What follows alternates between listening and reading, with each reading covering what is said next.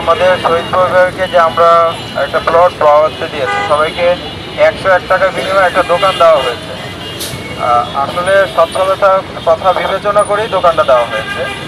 তো সেইটা যখন মার্কেট কর্তৃপক্ষ মানে যারা ল্যান্ড ওনার তারা দিয়েছেন, ওনারা অবশ্যই একটা মহৎ উদ্দেশ্যে দিয়েছেন এবং সেই উদ্দেশ্যটাকে ব্যাহত করার জন্য কিছু লোকজন যে হুমকি ধুমকি দিচ্ছে, আমি বলবো এই বাংলায় আর কোনো হুমকি ধুমকি দিয়ে জোর জবস্ত করে মানুষকে দমায় রাখা যাবে না, মানুষের ন্যায্য অধিকার থেকে তাদেরকে বঞ্চিত করা যাবে না।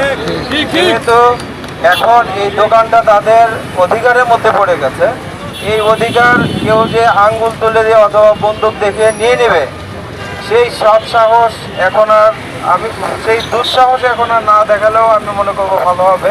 কারণ এই দুঃসাহসটা দেখাতে এলেই পরবর্তী স্টেপে আমরা চলে যাব। আমরা রাজপথে ছিলাম, রাজপথে থেকে দেশকে স্বাধীন করে নিয়ে আসছি।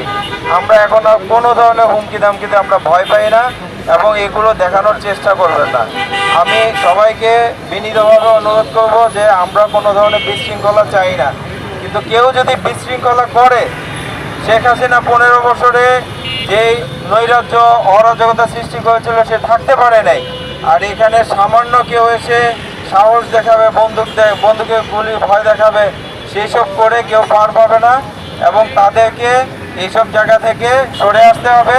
আমাদের সঙ্গে যদি যেই হোক, যদি সে ভদ্রভাবে বাঁচতে চায় তাহলে সে সবার সঙ্গে সমতা বজায় রেখে বাঁচতে পারবে। আদারওয়াইজ হুমকি ধুমকি দিয়ে কোনো কাজ হবে না। ধন্যবাদ সবাইকে।